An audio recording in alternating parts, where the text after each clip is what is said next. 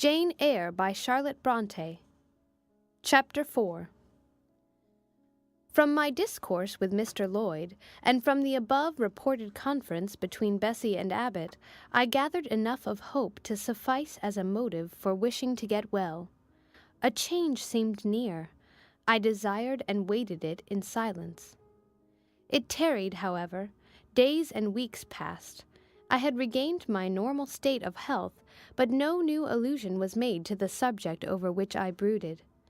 Mrs. Reed surveyed me at times with a severe eye, but seldom addressed me. Since my illness she had drawn a more marked line of separation than ever between me and her own children, appointing me a small closet to sleep in by myself, condemning me to take my meals alone and pass all my time in the nursery, while my cousins were constantly in the drawing-room. Not a hint, however, did she drop about sending me to school. Still, I felt an instinctive certainty that she would not long endure me under the same roof with her, for her glance, now more than ever, when turned on me, expressed an insuperable and rooted aversion. Eliza and Georgiana, evidently acting according to orders, spoke to me as little as possible. John thrust his tongue in his cheek whenever he saw me, and once attempted chastisement. But as I instantly turned against him, roused by the same sentiment of deep ire and desperate revolt which had stirred my corruption before, he thought it better to desist, and ran from me tittering execrations, and vowing I had burst his nose. I had indeed levelled at that prominent feature as hard a blow as my knuckles could inflict, and when I saw that either that or my look daunted him, I had the greatest inclination to follow up my advantage to purpose. But he was already with his mamma. I heard him in a blubbering tone commence the tale of how that nasty Jane Eyre had flown at him like a mad cat. He was stopped rather harshly. "Don't talk to me about her, John. I told you not to go near her. She is not worthy of notice. I do not choose that either you or your sisters should associate with her." Here, leaning over the banister, I cried out suddenly, and without at all deliberating on my words, "They are not fit to associate with me." Mrs. Reed was rather a stout woman, but on hearing this strange and audacious declaration, she ran nimbly up the stair, swept me like a whirlwind into the nursery, and crushing me down on the edge of my crib, dared me in an emphatic voice to rise from that place or utter one syllable during the remainder of the day. "What would Uncle Reed say to you if he were alive?" was my scarcely voluntary demand. I say scarcely voluntary, for it seemed as if my tongue pronounced words without my will consenting to their utterance. Something spoke out of me over which I had no control. "What?" said Mrs. Reed under her breath. Her usually cold, composed gray eye became troubled with a look like fear. She took her hand from my arm and gazed at me as if she really did not know whether I were child or fiend. I was now in for it. "My Uncle Reed is in heaven, and can see all you do and think, and so can Papa and Mamma. They know how you shut me up all day long, and how you wish me dead." Mrs. Reed soon rallied her spirits. She shook me most soundly, she boxed both my ears, and then left me without a word.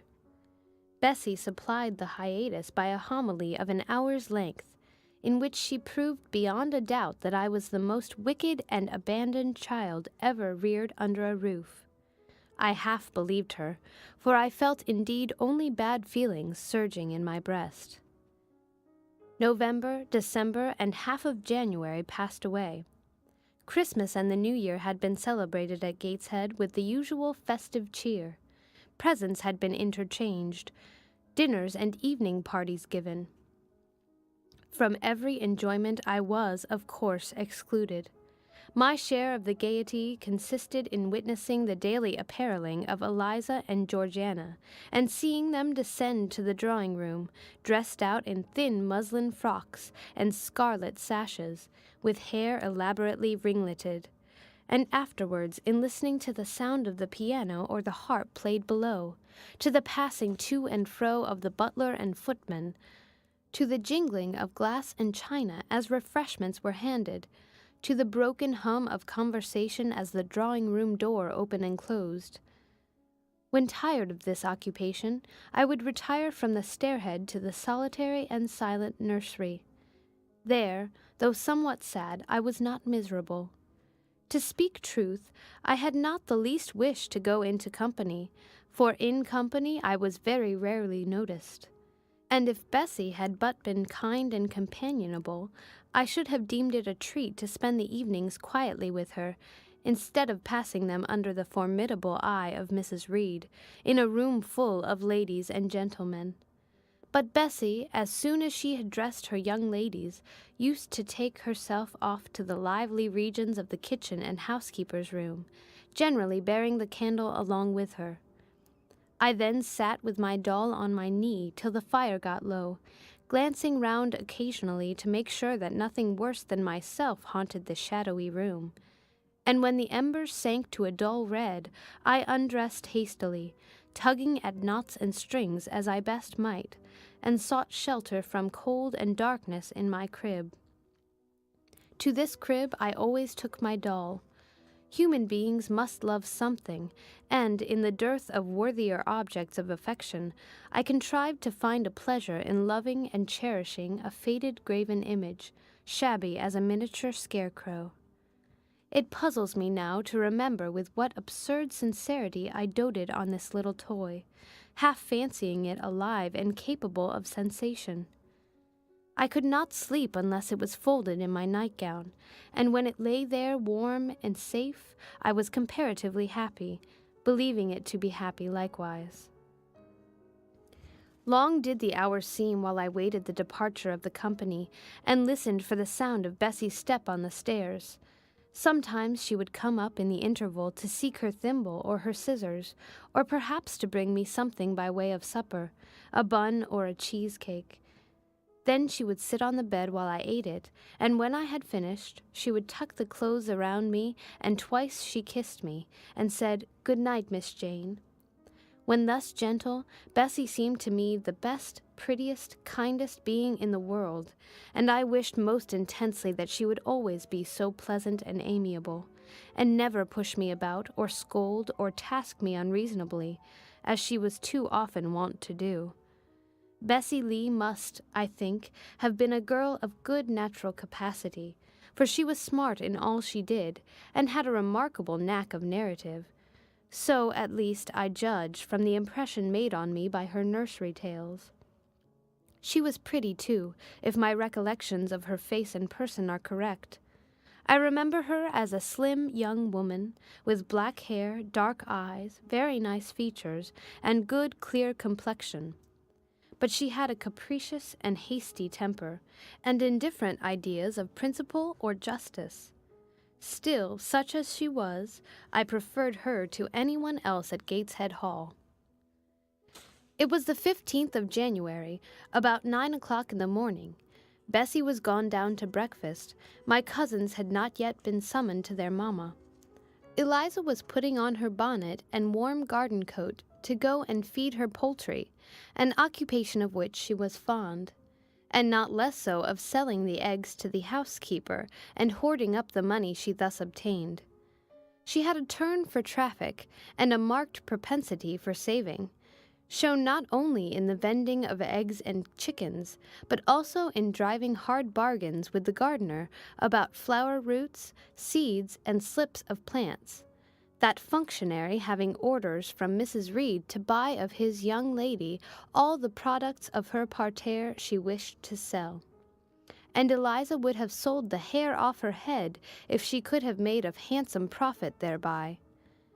As to her money, she first secreted it in odd corners, wrapped in a rag or an old curl paper. But some of these hoards having been discovered by the housemaid, Eliza, fearful of one day losing her valued treasure, consented to entrust it to her mother, at a usurious rate of interest, 50 or 60%, which interest she exacted every quarter, keeping her accounts in a little book with anxious accuracy.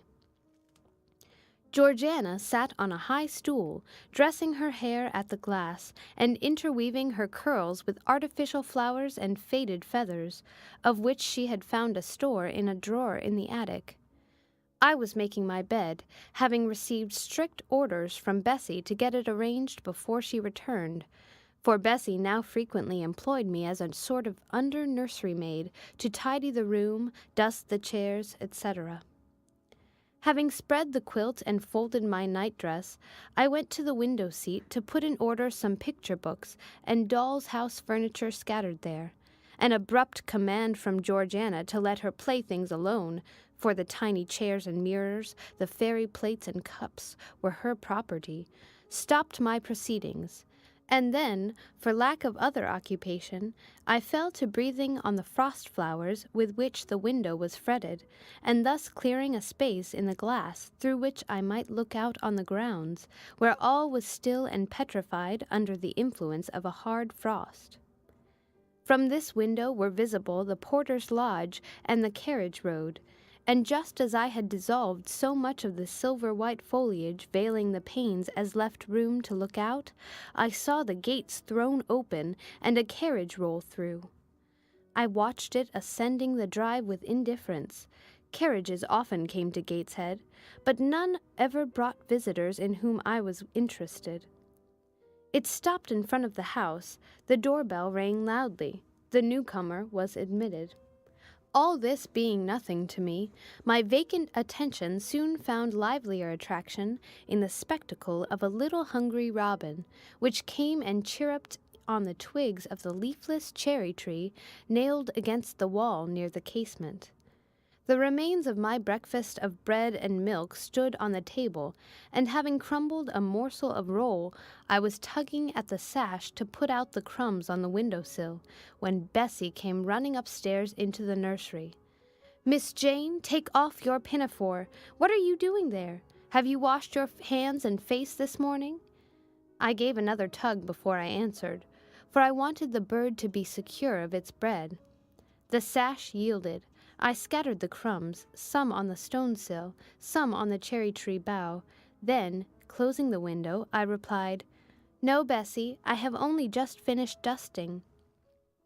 "Troublesome, careless child! And what are you doing now? You look quite red, as if you had been about some mischief. What were you opening the window for?" I was spared the trouble of answering, for Bessie seemed in too great a hurry to listen to explanations. She hauled me to the washstand, inflicted a merciless but happily brief scrub on my face and hands with soap, water, and a coarse towel, disciplined my head with a bristly brush, denuded me of my pinafore, and then, hurrying me to the top of the stairs, bid me go down directly, as I was wanted in the breakfast-room. I would have asked who wanted me.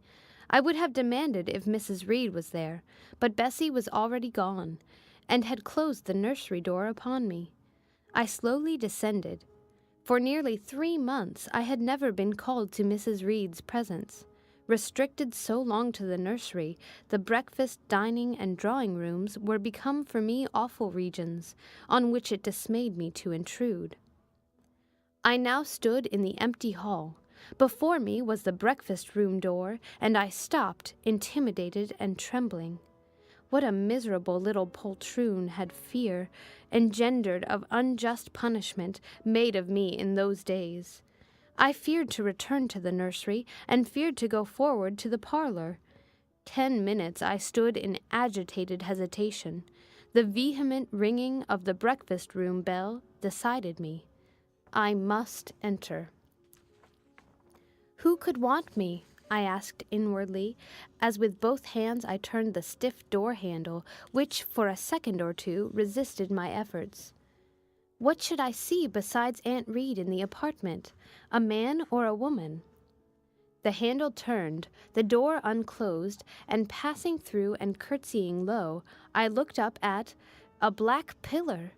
Such, at least, appeared to me, at first sight, the straight, narrow, sable-clad shape, standing erect on the rug. The grim face at the top was like a carved mask placed above the shaft by way of capital. Mrs. Reed occupied her usual seat by the fireside. She made a signal to me to approach. I did so, and she introduced me to the stony stranger with the words, "This is the little girl respecting whom I applied to you." He, for it was a man, turned his head slowly towards where I stood, and having examined me with the two inquisitive-looking grey eyes which twinkled under a pair of bushy brows, said solemnly and in a bass voice, "Her size is small. What is her age?" 10 years. "So much?" was the doubtful answer, and he prolonged his scrutiny for some minutes. Presently he addressed me. "Your name, little girl?" "Jane Eyre, sir." In uttering these words I looked up. He seemed to me a tall gentleman, but then I was very little. His features were large, and they and all the lines of his frame were equally harsh and prim. "Well, Jane Eyre, and are you a good child?" Impossible to reply to this in the affirmative. My little world held a contrary opinion. I was silent. Mrs. Reed answered for me by an expressive shake of the head, adding soon, "Perhaps the less said on that subject the better, Mr. Brocklehurst." "Sorry indeed to hear it. She and I must have some talk." And bending from the perpendicular, he installed his person in the armchair opposite Mrs. Reed's. "Come here," he said. I stepped across the rug. He placed me square and straight before him. What a face he had, now that it was almost on a level with mine. What a great nose, and what a mouth, and what large prominent teeth. "No sight so sad as that of a naughty child," he began, "especially a naughty little girl. Do you know where the wicked go after death?" "They go to hell," was my ready and orthodox answer. "And what is hell? Can you tell me that?" "A pit full of fire." "And should you like to fall into that pit and be burning there forever?" "No, sir." "What must you do to avoid it?" I deliberated a moment. My answer, when it did come, was objectionable. "I must keep in good health and not die." "How can you keep in good health? Children younger than you die daily. I buried a little child of 5 years old only a day or two since. A good little child, whose soul is now in heaven. It is to be feared the same could not be said of you were you to be called hence." Not being in a condition to remove his doubt, I only cast my eyes down on the 2 large feet planted on the rug, and sighed, wishing myself far enough away. "I hope that sigh is from the heart, and that you repent of ever having been the occasion of discomfort to your excellent benefactress." "Benefactress, benefactress," said I inwardly. "They all call Mrs. Reed my benefactress. If so, a benefactress is a disagreeable thing." "Do you say your prayers night and morning?" continued my interrogator. "Yes, sir." "Do you read your Bible?" "Sometimes." "With pleasure? Are you fond of it?" "I like Revelations, and the book of Daniel, and Genesis and Samuel, and a little bit of Exodus, and some parts of Kings and Chronicles, and Job and Jonah." "And the Psalms? I hope you like them." "No, sir." "No? Oh, shocking! I have a little boy younger than you who knows 6 Psalms by heart, and when you ask him which he would rather have, a gingerbread nut to eat or a verse of a psalm to learn, he says, 'Oh, the verse of a psalm! Angels sing psalms,' says he. 'I wish to be a little angel here below.' He then gets 2 nuts in recompense for his infant piety." "Psalms are not interesting," I remarked. "That proves you have a wicked heart, and you must pray to God to change it, to give you a new and clean one, to take away your heart of stone and give you a heart of flesh." I was about to propound a question touching the manner in which that operation of changing my heart was to be performed, when Mrs. Reed interposed, telling me to sit down. She then proceeded to carry on the conversation herself. Mr. Brocklehurst, I believe I intimated in the letter which I wrote to you 3 weeks ago that this little girl has not quite the character and disposition I could wish. Should you admit her into Lowood School, I should be glad if the superintendent and teachers were requested to keep a strict eye on her, and, above all, to guard against her worst fault, a tendency to deceit. I mention this in your hearing, Jane, that you may not attempt to impose on Mr. Brocklehurst. Well might I dread, well might I dislike Mrs. Reed, for it was her nature to wound me cruelly. Never was I happy in her presence. However carefully I obeyed, however strenuously I strove to please her, my efforts were still repulsed and repaid by such sentences as the above. Now uttered before a stranger, the accusation cut me to the heart.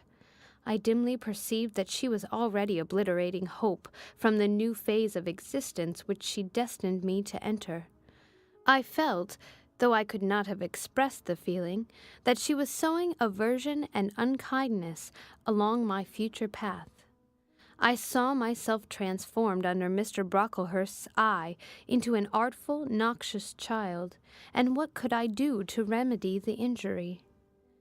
Nothing indeed, thought I, as I struggled to repress a sob and hastily wiped away some tears, the impotent evidences of my anguish.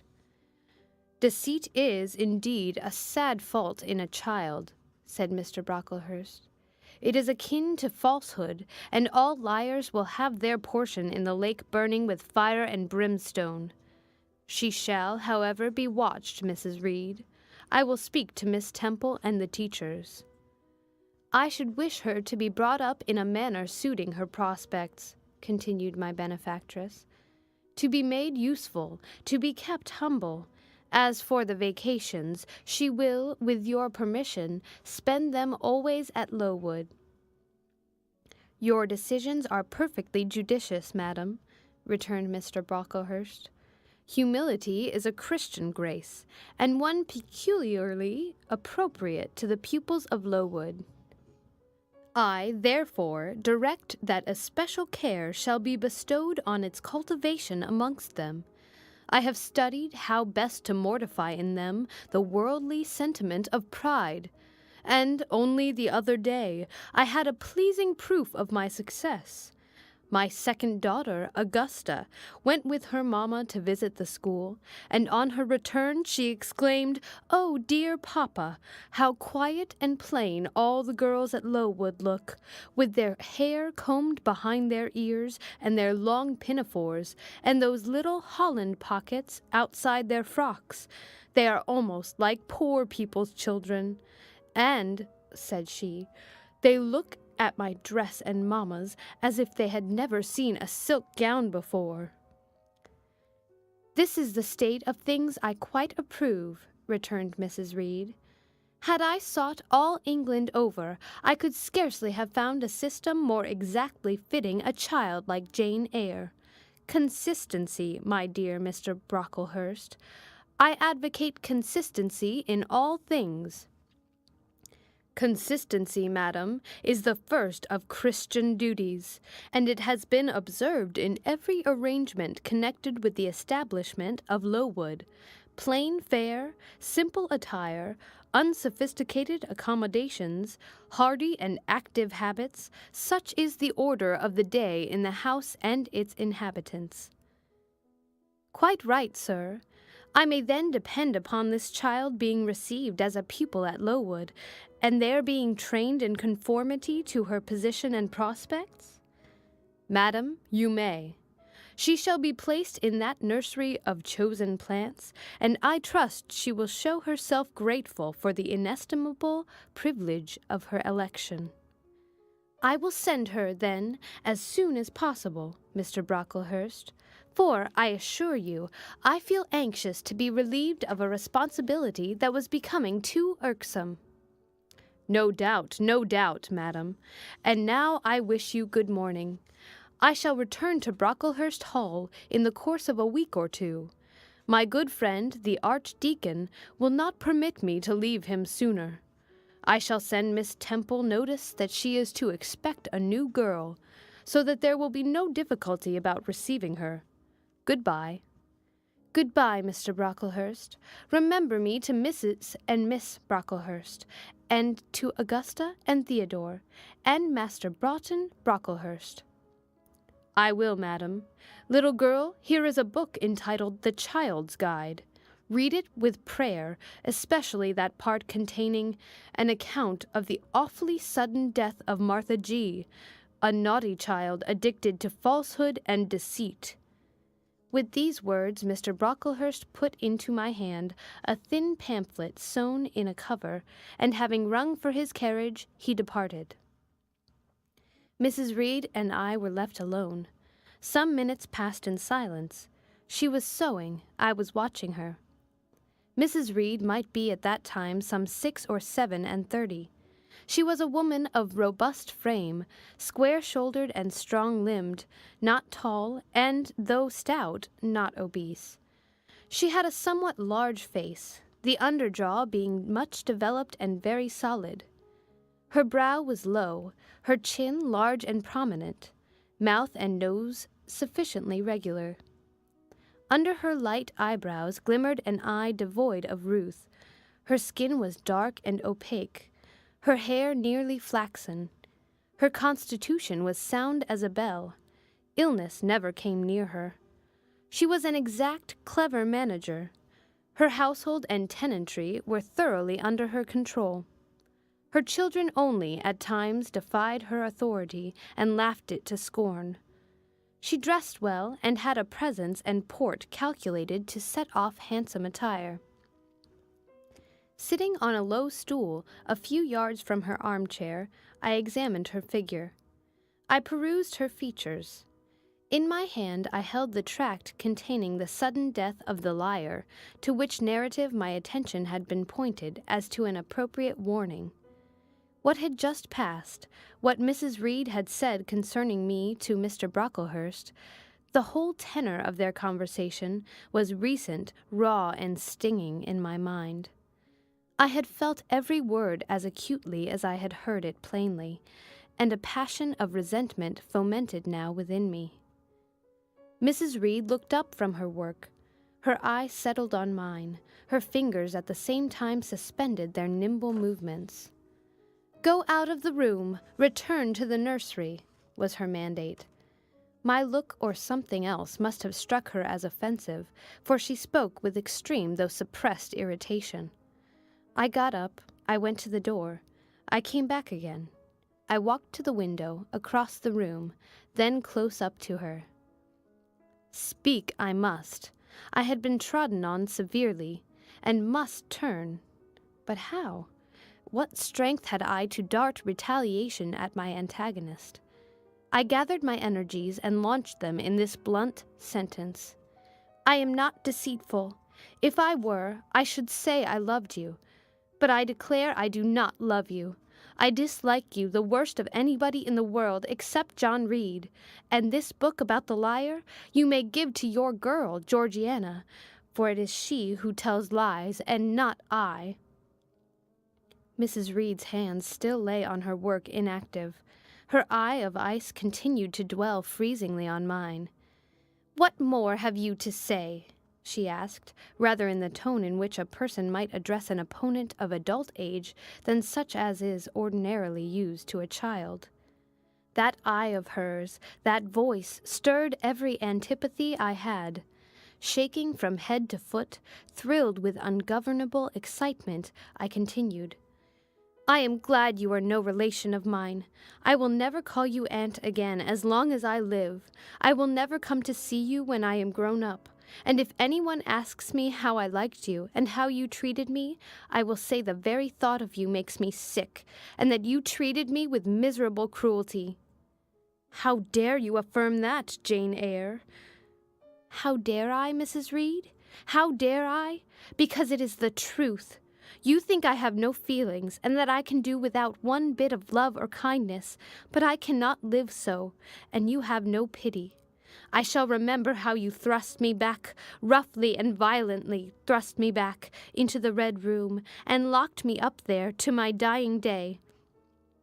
Though I was in agony, though I cried out while suffocating with distress, have mercy, Aunt Reed, and that punishment you made me suffer because your wicked boy struck me, knocked me down for nothing.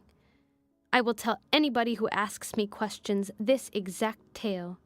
People think you a good woman, but you are bad, hard-hearted. You are deceitful. Ere I had finished this reply, my soul began to expand, to exult with the strangest sense of freedom, of triumph I ever felt. It seemed as if an invisible bond had burst, and that I had struggled out into unhoped-for liberty. Not without cause was this sentiment. Mrs. Reed looked frightened. Her work had slipped from her knee. She was lifting up her hands, rocking herself to and fro, and even twisting her face as if she would cry. "Jane, you are under a mistake. What is the matter with you? Why do you tremble so violently? Would you like to drink some water?" "No, Mrs. Reed." "Is there anything else you wish for, Jane? I assure you I desire to be your friend." "Not you.